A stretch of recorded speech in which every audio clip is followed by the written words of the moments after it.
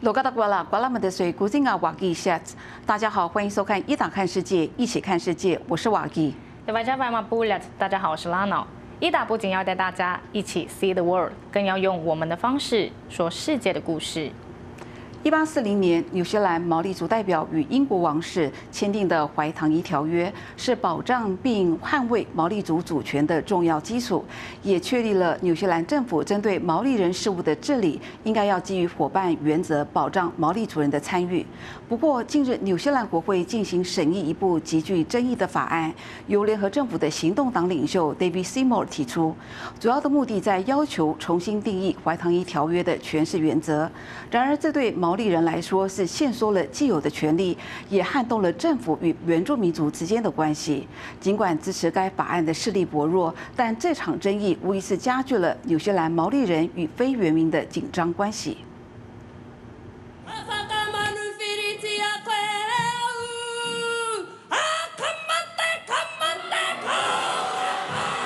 撕毁手中的法案，来自毛利党纽西兰最年轻的国会议员哈纳拉皮奇麦皮克拉克带领跳哈卡，表达对新法案的强烈反对。11月中旬，纽西兰国会审议由行动党提出的条约原则法案，该法案试图重新诠释怀唐伊条约，毛利人担心这将进一步限缩他们的权益。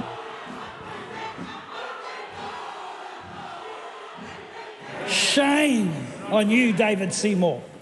Shame on you for what you're trying to do to this nation in introducing this treaty principles bill. The division that you are seeing was not caused by this bill. It's been built up over decades during which New Zealanders have come to regard themselves as based on ancestry or one side of a partnership instead of New Zealanders. And what's worse, successive governments have encouraged that division. The division is there whether this bill is here to reveal it or not, and we cannot afford to ignore it any longer. 1840年，由英国王室和超过500位毛利领袖签订的怀唐伊条约，主要有3条，依序为主权、土地资源和公民权。然而，当时签订的条约内容分为英语和毛利语版本，导致双方对于条约内容的解读经常发生争议。其中最大的争议在于，毛利人从未放弃自己的主权，让渡的只是治理权。后来，经过族人长期奋斗与抗争，才在1975年通过怀唐伊条约法案，并据以成立怀唐伊法庭，重新检视条约的翻译落差与权利剥夺，让毛利人能透过诉讼方式取回部分权利。大英帝国的理解是，他们就并吞了在纽西兰上生活的这些毛利的这些部落社群。可是毛利人的酋长以及他们的领袖的理解是，英国人跟他们是一个伙伴关系，各自享有各自的权利，然后共同的来治理这样子的一个国家。而行动党提出的新法案却针对条约3项原则做出更狭隘的定义，包括否认毛利人与官方的伙伴关系，取消为毛利人设立的独立医疗机构，以及公家机关中的毛利保障名额等，打着法律面前人人平等的名号，试图废除他人眼中毛利人所拥有的特权。Everyone in New Zealand has the same rights now. What Maori are seeking is redress for government actions of the past. We are not asking for special treatment. We are asking for acknowledgement of the expropriation of land, the military intervention, the illegal confiscations, all of those things that happened in the 19th century into the 20th century.去年10月，卢克森领导的联合政府上任后，就提出多项削弱毛利人权益的政策，并在短短1年不到的时间，迫使毛利人发起一波波大规模抗议。如今，为了抵制这项法案，数万人在11月19日这天走上街头，最后集结在首都威灵顿的国会大厦前示威抗议。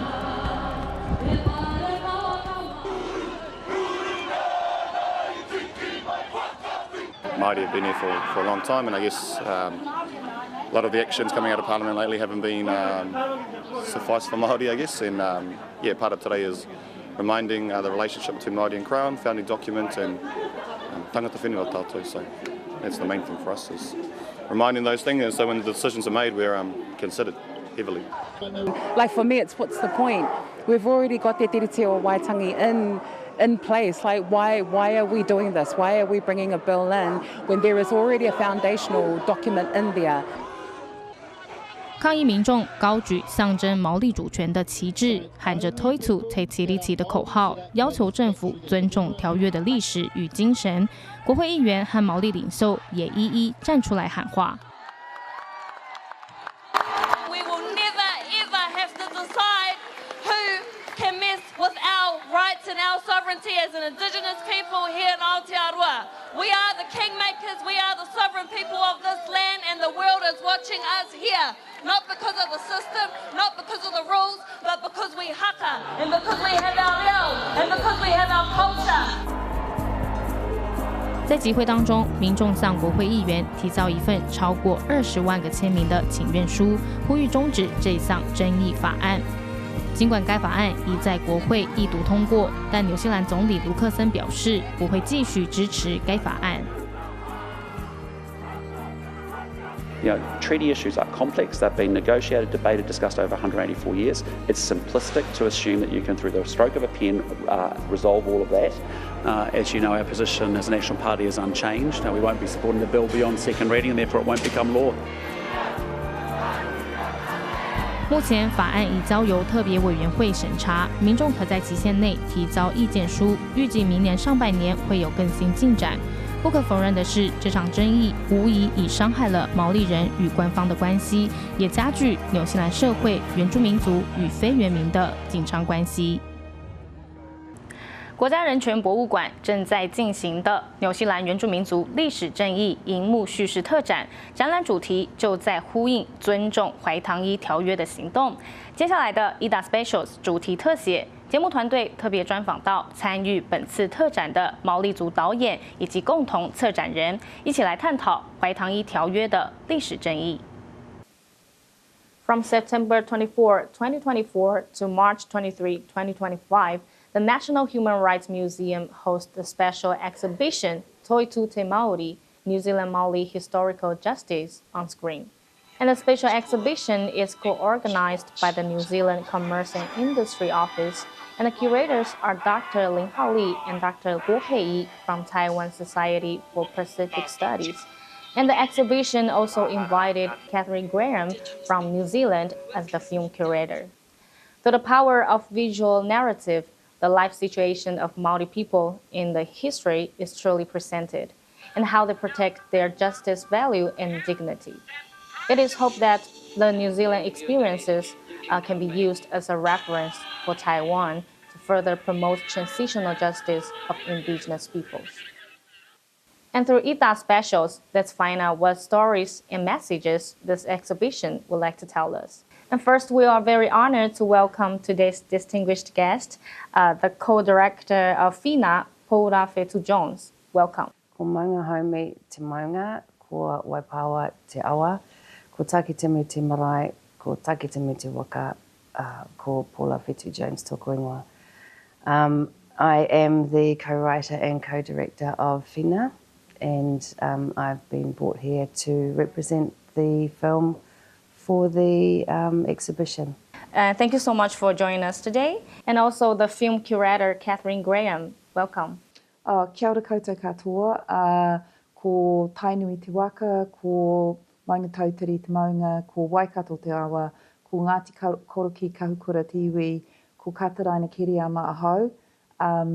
I am here visiting Taiwan as I was the co-curator of the exhibition that we're going to talk about. Kia ora. As the Austronesian family, the Maori people of Aotearoa, New Zealand, and the indigenous peoples of Taiwan have shared similar histories and experiences. And both our two countries have been working towards reconciliation with mainstream society through transitional justice for many years.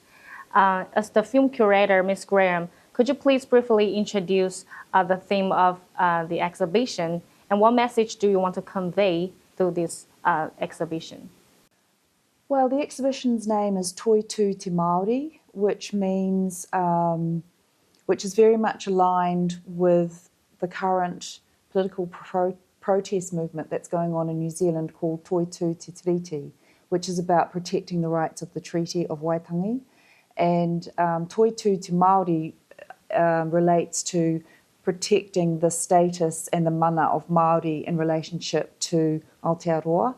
And the exhibition is very much about how the Te Tiriti of Waitangi and has been responded to by Māori. So that's why Dr. Lynn and myself chose the films. Well, actually Dr. Lynn selected the films that are being exhibited, but the overriding kind of theme of it is the relationship of Māori to the Treaty of Waitangi. Mm-hmm. And what message do you want to convey through this special exhibition?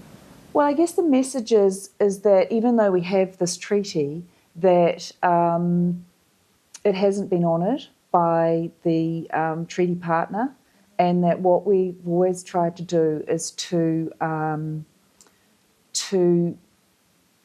keep the Crown and the government accountable to what they agreed to in that document. So there were two versions of the document, of the treaty. One is the English version, the other is the Māori version. And in the Māori version, the way that the English words were translated was in a manner that people of that time would understand and would be happy to sign that document. And so I guess the exhibition itself is very much about the response to that document, and the theme is that if you have a treaty and there is discussion around that treaty, that is a discussion in partnership, not one part of the partnership telling the other part of the partnership what they should be doing. So our people have always believed that we retain more than we have given away with that document. As we know that 5 films will be screened during the exhibition, Fina was the first film to be screened in this special exhibition on September 24th. And Fina tells the story of Fina Cooper, one of the most significant Maori social activists of the 1970s in New Zealand. And she led the 1975 Maori Land March, breaking gender barriers, defending Maori rights, and fighting for land.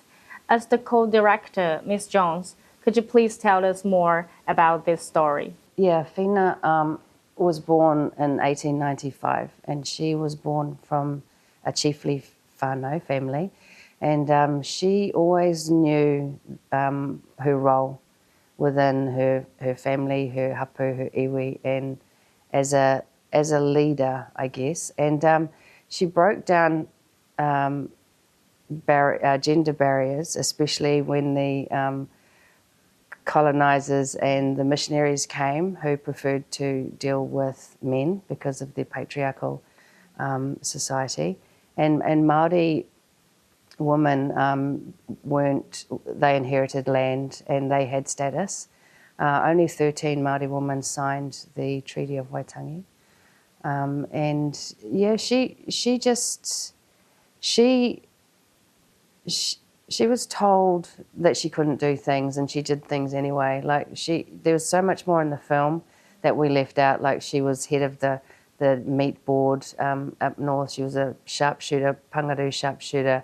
She was rugby club. She was head of the rugby union up north. There were so many things that she did that were in a traditionally male-dominated space, but she did it, and she did it well. She was very autocratic. And a lot of people didn't like that, but she knew that the treaty was a partnership, and she was making sure that those roles were adhered to, I guess, even though she was coming up against a whole lot of backlash, especially from men. And the Land March was the start of something a lot bigger, with the Treaty of Waitangi Act happened at the same time. The Waitangi Tribunal was a way of giving our people a method to bring the government to account around land grievances and land loss. Yes. And so the tribunal, which still operates today, it has a certain amount of power, but it's not wholly. It's tricky, and it takes a long time, and takes a lot of resources from our people, and it's pretty tough. But finally, the Crown is being held accountable for its actions. Yeah. Yeah. And the land march was it made Māori visible, and it made New Zealand understand or look at or see the racists. And Māori in the 70s, particularly, starting in the 60s, but in the 70s, there was a lot of political activism. And Dame Whina was part of that, but she also wanted to do it her way. Yeah. So that this was what she came up with. So really. it put Māori in everybody's lounges and everybody's living rooms, and our grievances and the land losses and the alienation and the issues that were forefront for Māori at the time, because a lot of people did think that everything was okay. Yeah. And does Whina's life story also reflects the Māori women's empowerment movement?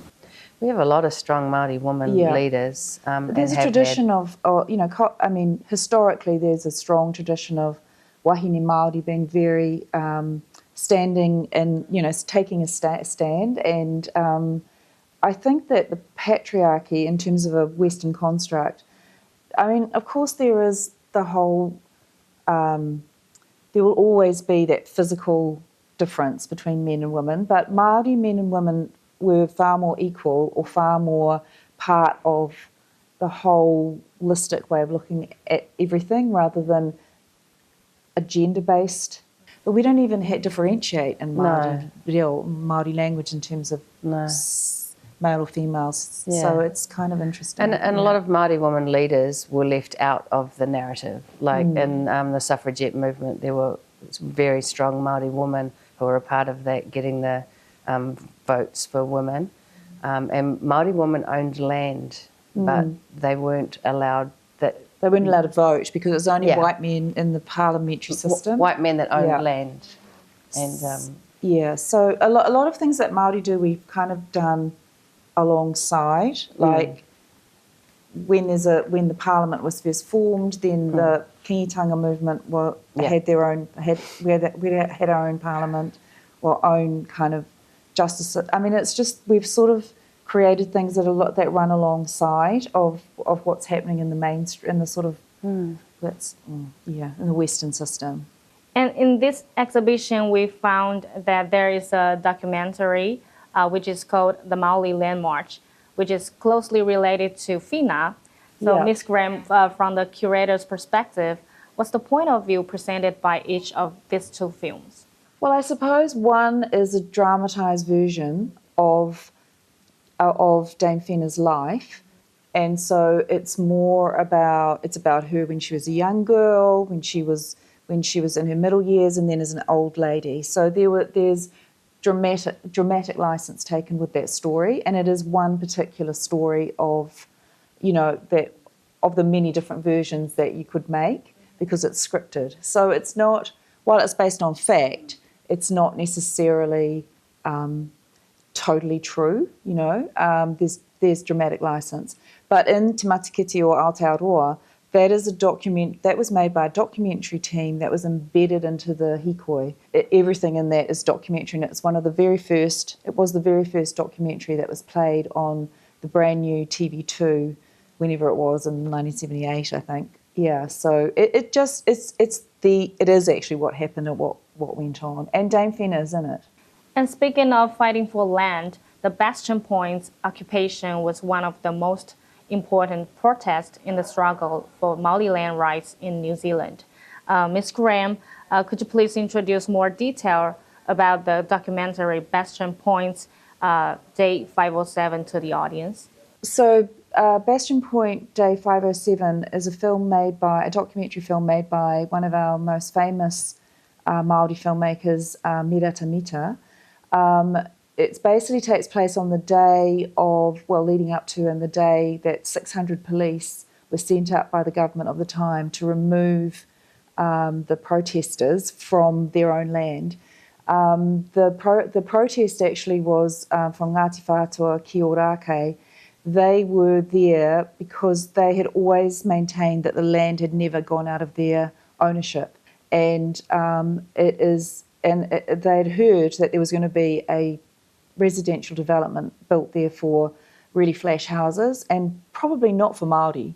They were going, and so the protest was that they would occupy the land and until the government gave the land back.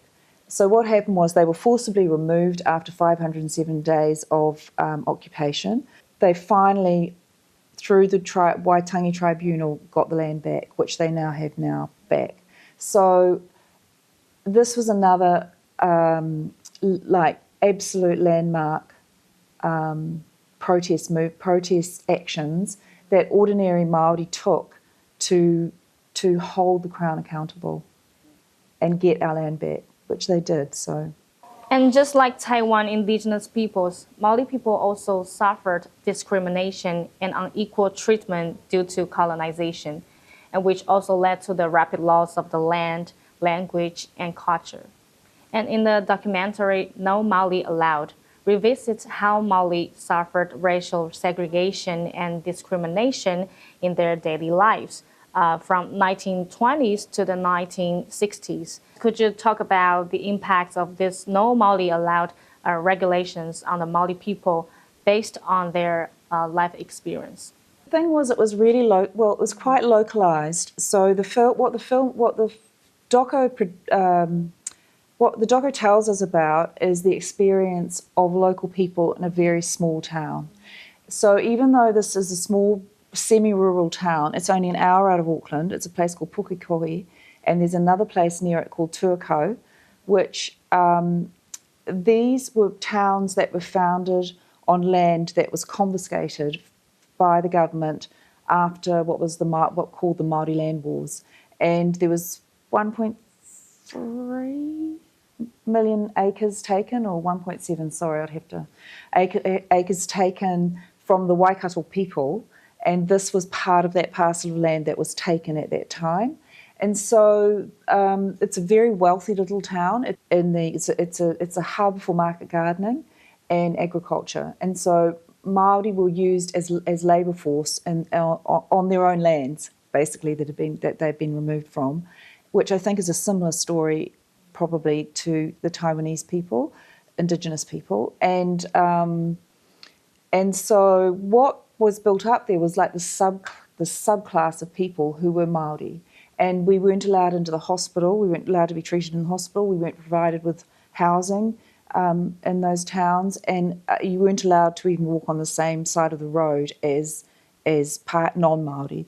So No Māori Allowed actually really only came to the attention once the book was written, of the sort of the attention of the wider community and the wider population of New Zealand is when a book was written by an American academic called No Māori Allowed.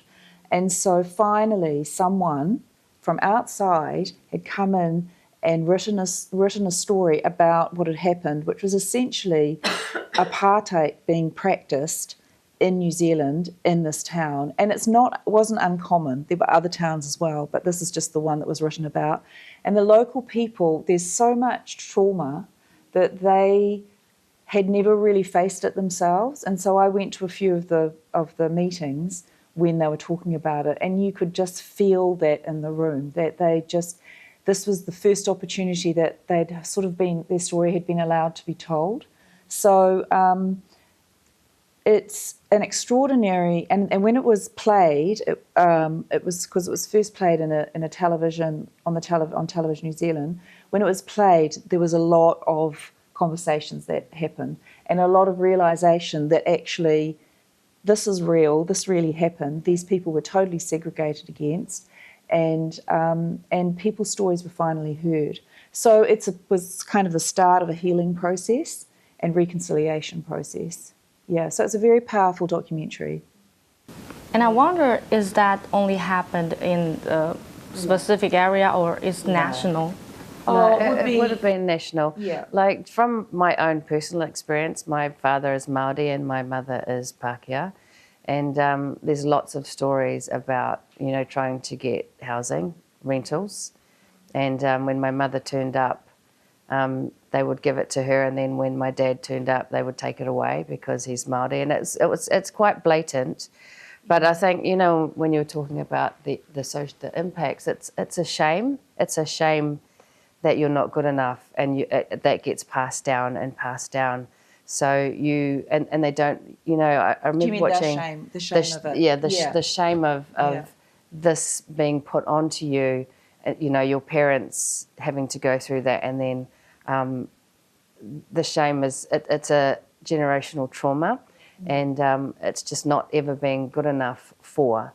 And when I watched that doco, my heart broke because you could see that they wanted their story told, but they didn't want their story told because it opened everything up, and it forced people. But it's also when your mokopuna and your children are hearing these stories about how they were treated, and we're trying to grow our young people up to be strong and capable, and this is how their nannies were treated, and it's hard to.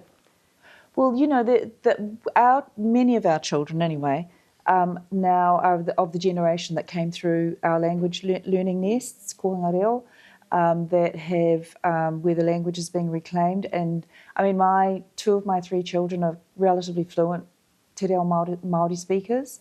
Now, is it one generation to lose a language and 3 generations to get it back? Just like in Taiwan, there's like half of population all live in the urban area, so we also have the same issues. Yeah, it's the same thing. Yeah. As we know that in the history, although the Māori people try to assert their sovereignty by signing the Declaration of Independence and the Treaty of Waitangi, their sovereignty was lost due to different translations between English and te reo Māori. And it made us wonder what really happened in 1840. Ms. Graham, could you share more about the docudrama Waitangi, what really happened? So basically what it tells the story, it sort of sends a modern reporter back to the day, and then recreates, that voice recreates and interviews people that were there on the day. And so what it does is it shows that it was all done in this big rush, and that the translating of this English document, the treaty, was done overnight and became te tiriti. And so we never ceded our sovereignty. There was a confusion around the meaning of several of the words, which is particularly important, and that's where a lot of the misunderstanding has come from. And so Māori absolutely believe that we did not cede sovereignty, and the Crown has always maintained that we did. So there's this, it's this missing, it's just missing, and it's lost in translation.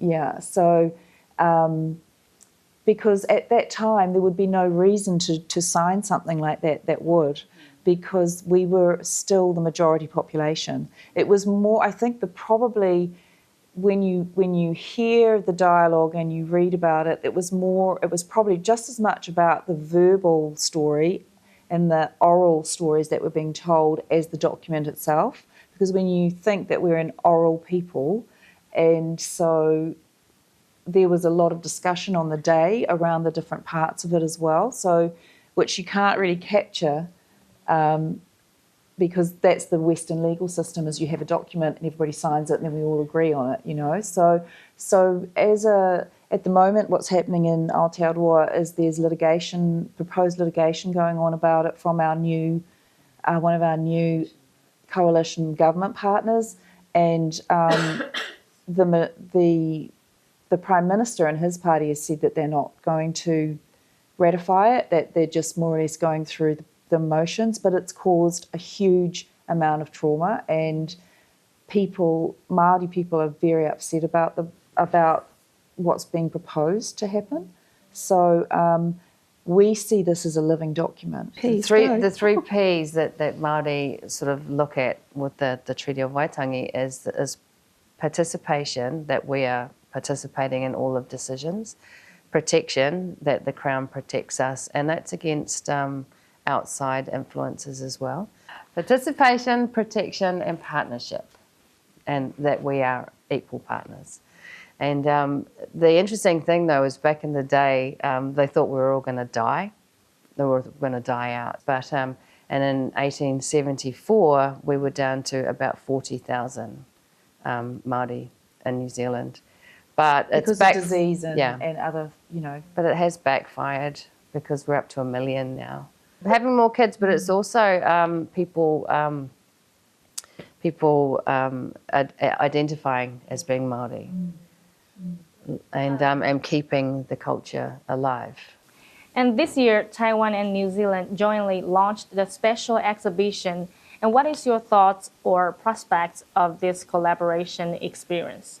Well, it's great. It's fantastic. It actually, a lot of Māori won't know about the relationship and the similarities between the Indigenous Taiwanese and ourselves. So I think that that it's a fantastic opportunity both for both Taiwanese to learn about Māori and Māori to learn about Indigenous Taiwanese, yeah.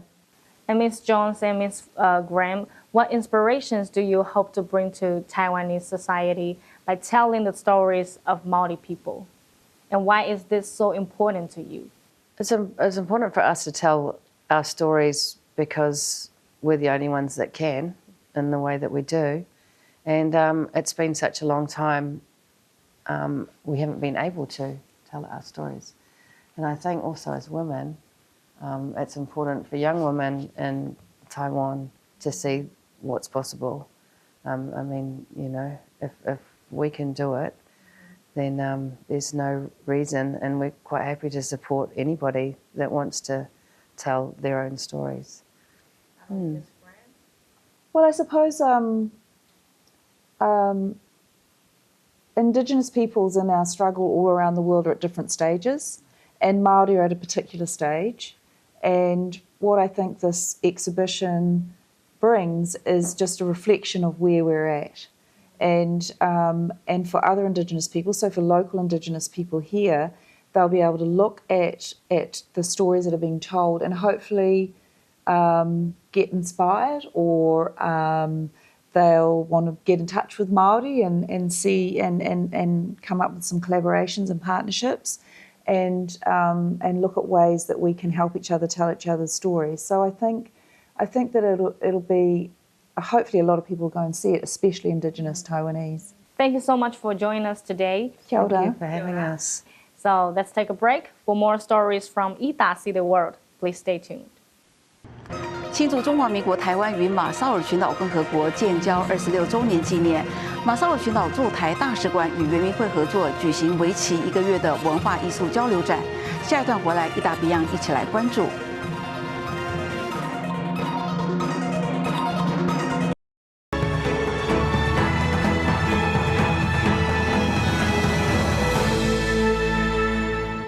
欢迎回到1看世界。邹族猎人协会最新出版新书，透过邹族猎人的视角，分享狩猎文化的历史脉络和传统生态知识。今天的1BN首先一起来关注这则报道，接下来把时间交给英语主播 Lana。It's December 10th. You're watching WITBN. I'm Lana. The Zou Hunters Association recently published Zou Hunting Grounds, Surveys and Narratives. The final stop of the book tour was at Alishan, the home of the Zou people. The event was attended by academics as well as the 20 hunters who participated in the book's writing, sharing their perspectives on Zou hunting culture.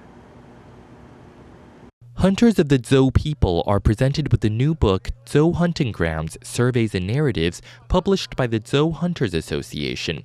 The book includes the stories of 20 hunters as well as surveys of 13 Zou hunting trails hoping not only to preserve the practices of Zou hunting, but also to present the emotional bond between the hunters and their land. 从国小就跟着爸爸去狩猎，李家部分的刚好是我带路的，所以整个那边的地形还有猎场我都很清楚，所以透过这一次发表，让我们更深入的了解，然后也顺便利用这个时候来做一个那个记录啦，让我们的下一代的猎人可以知道我们以前老猎人的路径。猎人讲故事他其实他讲故事，他不只是在讲自己的故事，他会讲很多猎场的东西，会讲狩猎很多的东西。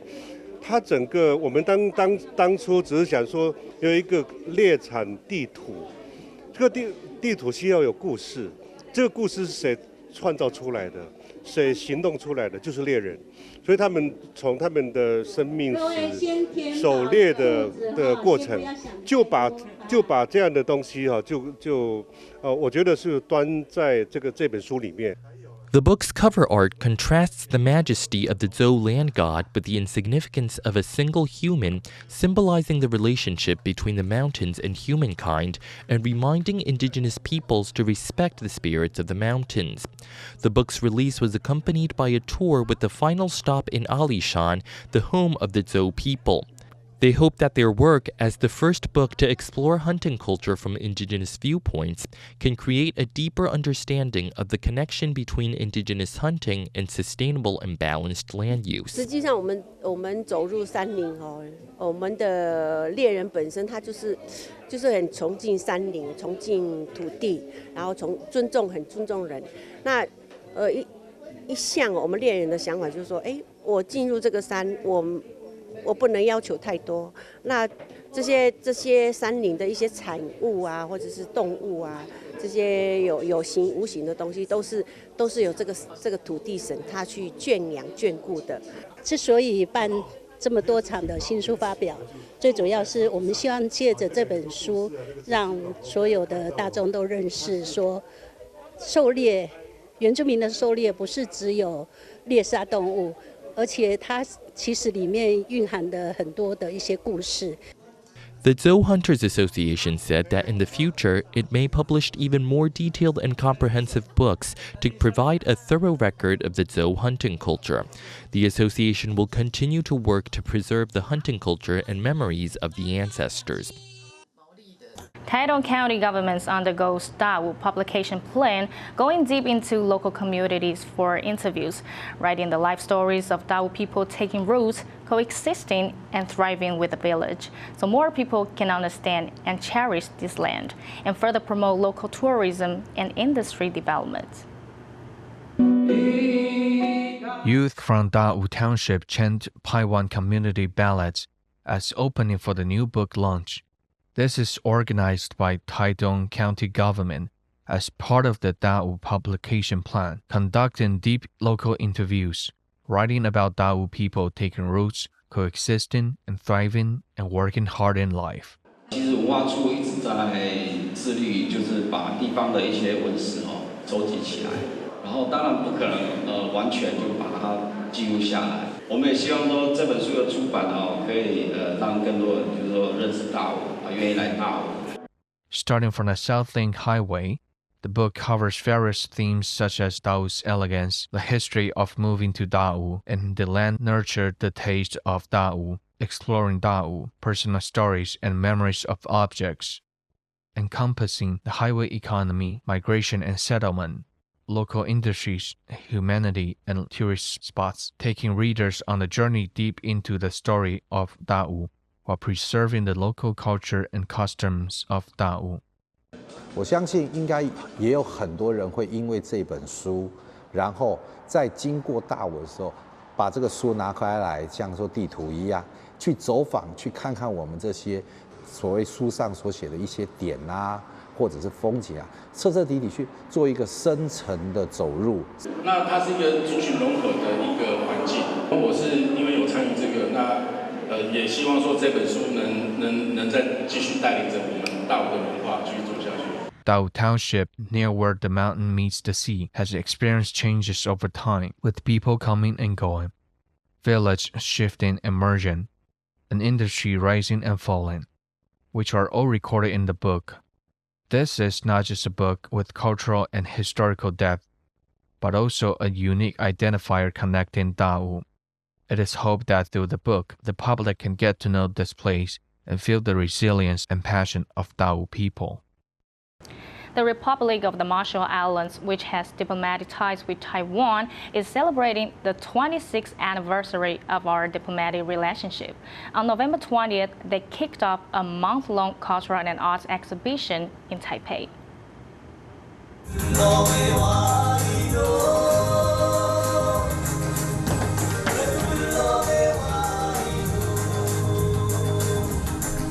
Dressed in ocean-inspired outfits, a dance troupe from the Marshall Islands performed traditional music and dances, showcasing the beauty of Austronesian cultures to celebrate 26 years of diplomatic ties between Taiwan and the Marshall Islands.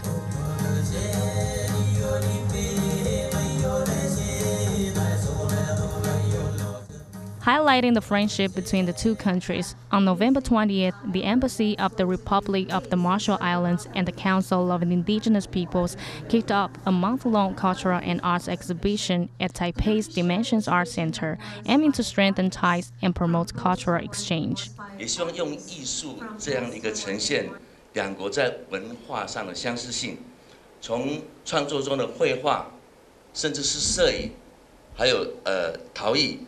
借此来传达台湾跟马绍尔相似性的南岛传统智慧跟海洋文化，延续南岛艺术这个连结之外，也是透过艺术的创作去做交流，然后也看到其实在台湾岛链里面、太平洋岛链里面，原住民艺术以及当代艺术的一个交流跟对话这样。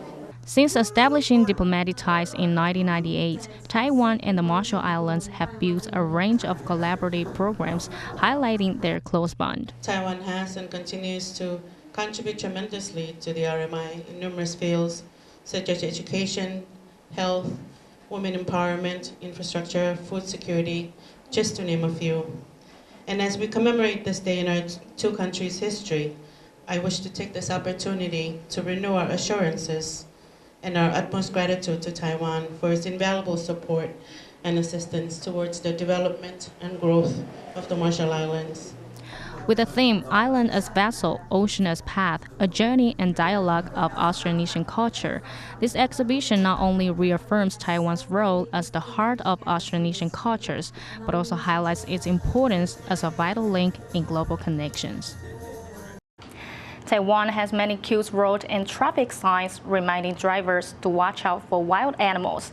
And recently, on County Road 193 in Guangfu, Hualien, an adorable sign has appeared with the image of 3 turtles crossing the road and the words "Please drive like turtles," hoping to reduce the number of roadkill turtles.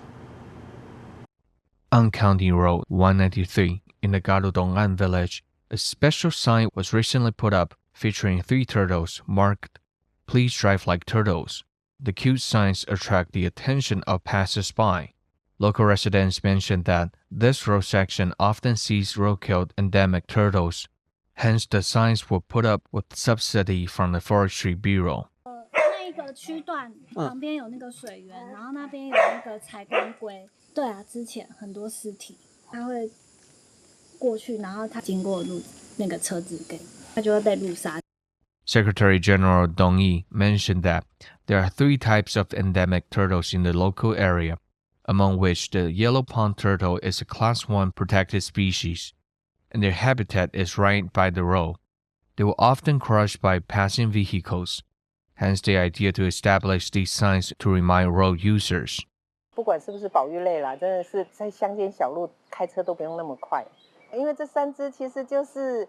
比较社区标的性的，像斑龟是很多啦，那柴棺还有食蛇龟，对，所以其实弄这3只也是希望大家就是多多礼让这些保育类的物种这样子。Secretary General Dong Yi reminds road users to slow down when passing through County Road 193 to avoid hitting and crushing wild animals and give them a safe living environment. That's all for today. Join us next week for more news coverage. 接下来国际上还有哪些焦点新闻？1打 News Flash 快新闻带您一起来扫描。庄严的教堂内却布满着可爱的黄色小鸭，趣味十足。这座位于西班牙马德里的橡皮鸭教堂巴特加诺正举行一场颇感压力的弥撒，现场充满嘎嘎声响，一对新人更在众人见证下交换橡皮鸭戒指，现场气氛幽默却温馨。橡皮鸭教堂于2012年创立，创办人 Leo Bassi 希望透过橡皮鸭平凡微小的象征，鼓励人们欣赏生活中的小确幸，传递轻松与包容的讯息。如今，橡皮鸭教堂俨然成为马德里的另类文化地标。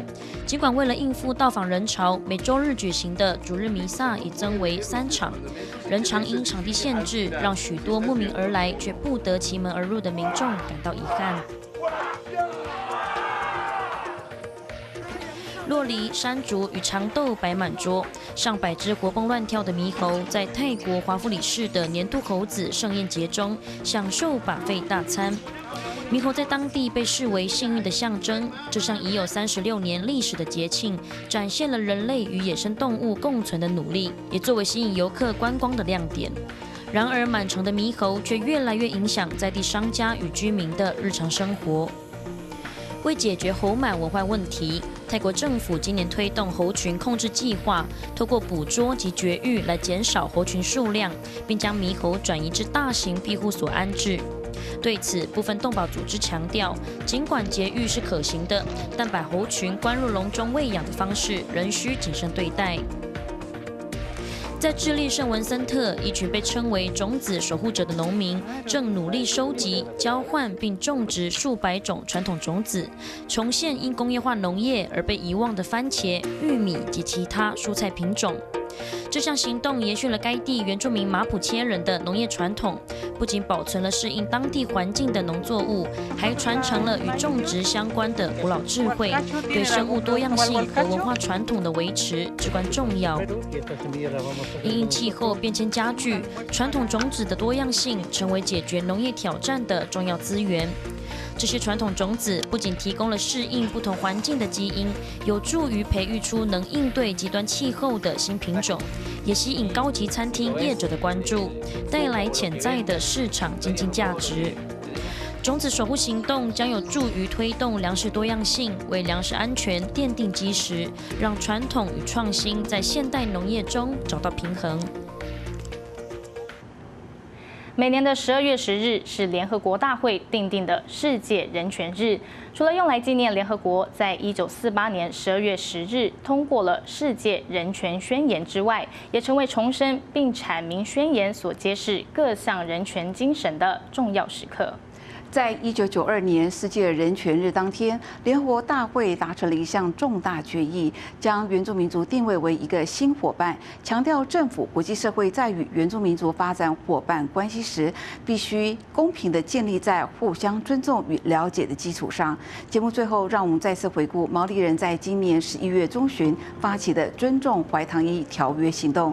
我是瓦义，我是拉瑙，感谢您的收看，下周再会。